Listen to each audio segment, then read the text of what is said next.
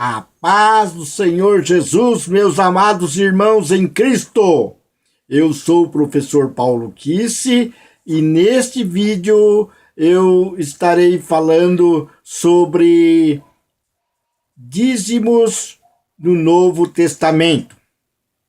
E tomarei como base Mateus capítulo 23, versículo 23, que diz: Ai de vós, escribas e fariseus, hipócritas, porque dais o dízimo da hortelã, do endro e do cominho, e tendes negligenciado os preceitos mais importantes da lei, a justiça, a misericórdia e a fé. Devíeis, porém, fazer estas coisas sem omitir aquelas.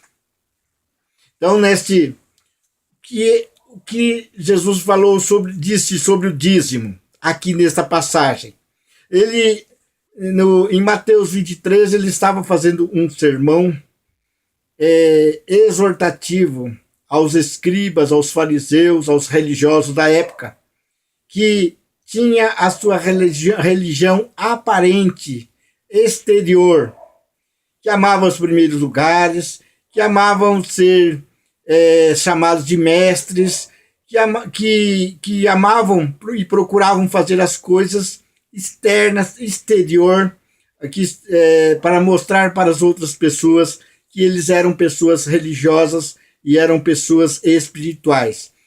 Dentro desse contexto, então, ele fala sobre o dízimo, que eles davam dízimo de tudo quanto eles tinham, mas eles esqueciam do mais importante da lei, que era o juízo, a misericórdia e a fé.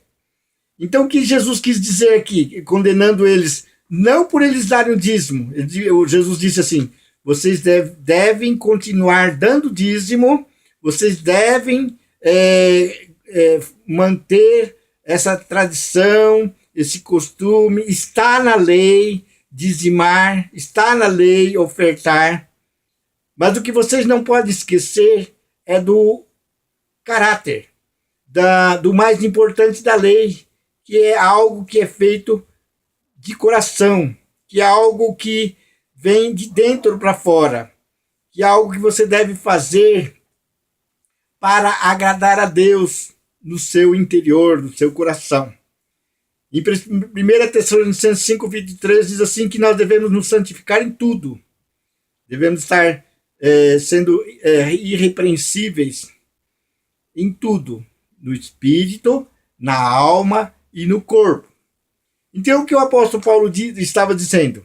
Que tudo que você for fazer, a santificação, a separação sua para a dedicação a Deus, deve começar primeiro pelo espírito, depois a alma e depois o corpo.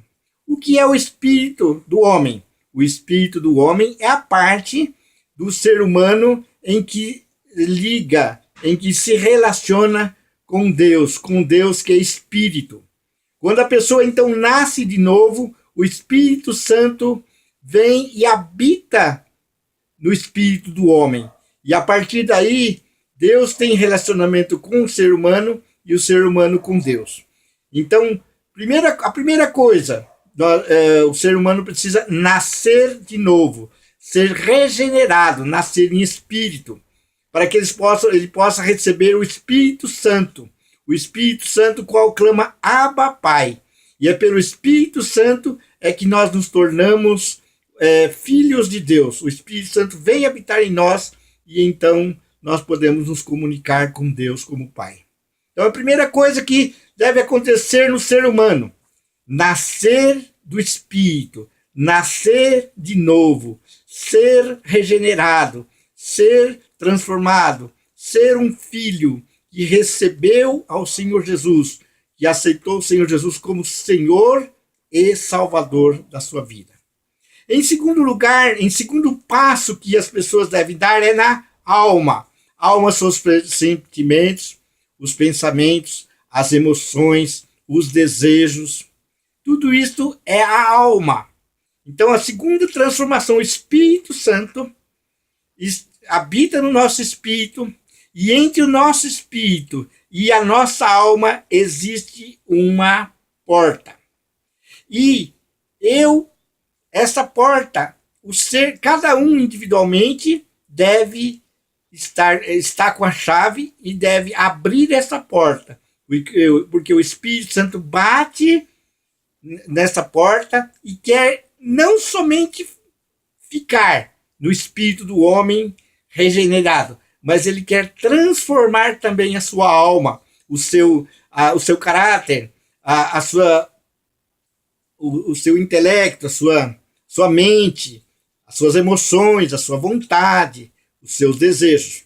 Então, a segunda área de atuação de santificação é a nossa alma, que é a nossa personalidade. E existe a terceira fase da santificação, que é o nosso corpo. O nosso corpo são os órgãos do sentido: visão, audição, paladar. Então, todos os 5 órgãos do sentido. E também a parte física, material, que é isso que você está vendo. Os ossos, músculos, os nervos. Então, esse é o meu corpo. Então, existe também entre o meu corpo e a minha alma uma outra porta também. Deus disse para Caim, né? Eis que o pecado jaz à porta, cabe você dominá-lo. Você que tem que dominar, você que tem que permanecer com que esta chave, com que essa porta permaneça fechada. E nós temos, então, essa chave nas mãos. Então, quando realmente eu faço as coisas de fora para dentro, eu faço influenciado pelas circunstâncias e pelas pessoas que estão ao meu redor. Eu faço para agradar aos homens, eu faço para demonstrar às pessoas que eu sou uma pessoa melhor do que aparento ser. Então, essa é uma maneira errada, segundo os princípios do cristianismo verdadeiro. Então, o que nós devemos fazer? Jesus mesmo disse que nós devemos orar em secreto, para que o Pai entrar dentro do nosso quarto, orar em secreto, e o Pai, vendo em secreto, nos recompensará.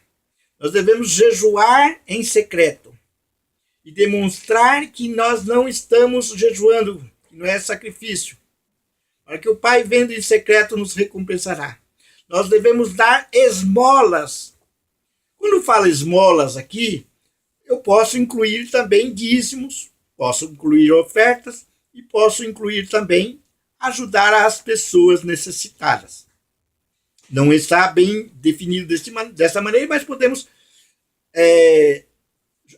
juntar essas três facetas de como você investe o seu dinheiro. Pois bem. Então, quando uma pessoa... O que Jesus condenou? Jesus condenou que aqueles fariseus, aqueles hipócritas, aqueles atores religiosos, que demonstravam que uma coisa por fora, mas no interior era algo, era o inverso, acontecia o contrário. Então Jesus estava condenando aqueles hipócritas, aqueles atores que estavam demonstrando que eram religiosos, que amavam a Deus, mas na verdade eles eram mentirosos pela aparência, porque eles faziam as coisas de fora para dentro. Jesus, nas suas ministrações, desejava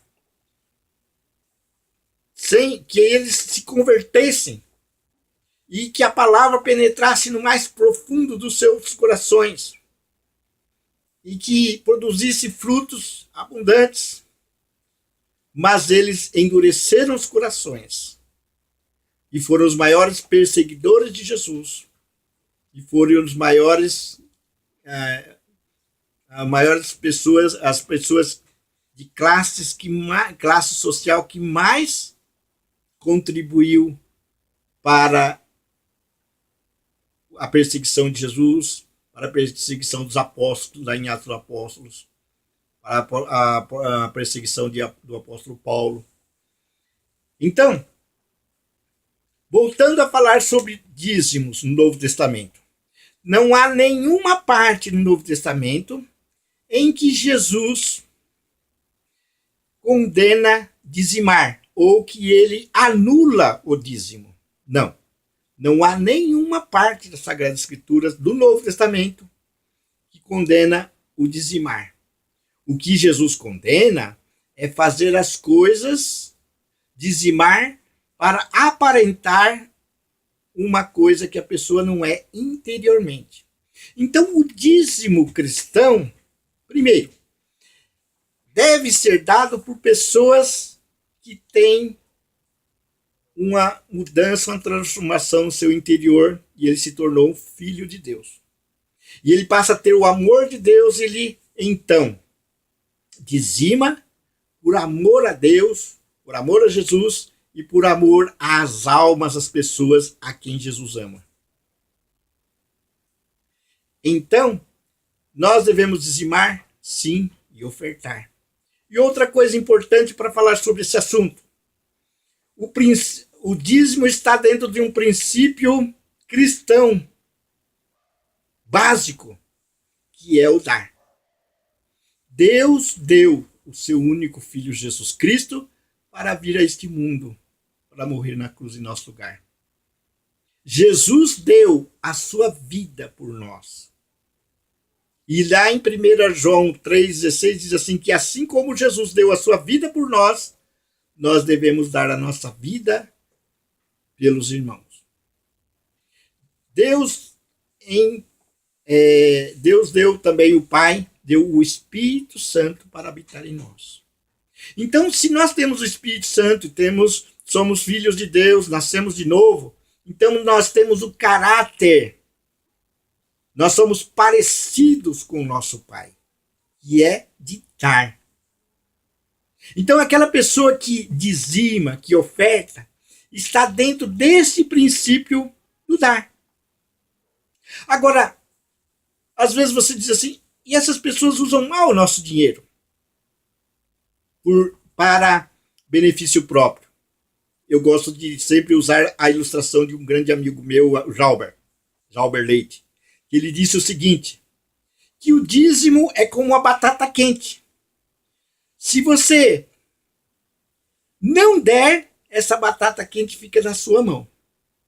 Mas se você der o dízimo, devolver o dízimo, essa batata quente passa para a mão daquele que administra. E se ele administrar mal, Deus vai requerer dele como um mordomo infiel. Então é melhor você dizimar e ofertar na casa do Senhor com amor e ser chamado de fiel e deixar de ser egoísta do que não dizimar e ficar criticando, julgando as pessoas, deixando de ter o princípio de Deus, o princípio da palavra de Deus, que é dar. Gente, que Deus abençoe poderosamente a sua vida. Pensa nisto, se você não dizima, não oferta. Ora sobre isto e coloca diante do Senhor. Se este argumento de você não dizimar é fruto do seu egoísmo. Se é fruto do seu egoísmo, ainda você não nasceu de novo, você precisa nascer de novo. Então, volta-se para Jesus, entrega os seus caminhos ao Senhor Jesus, consagra a sua vida a Jesus e certamente Ele vai transformar a sua vida. Abra a mão, né? E Deus há de te abençoar poderosamente. Eu tenho experiência nisso.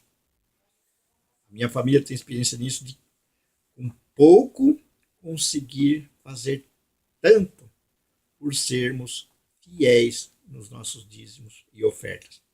Que Deus abençoe poderosamente a sua vida, a sua família e tudo quanto você administra como fiel mordomo, inclusive das suas finanças. Que Deus esteja abençoando e multiplicando em o nome do Senhor Jesus.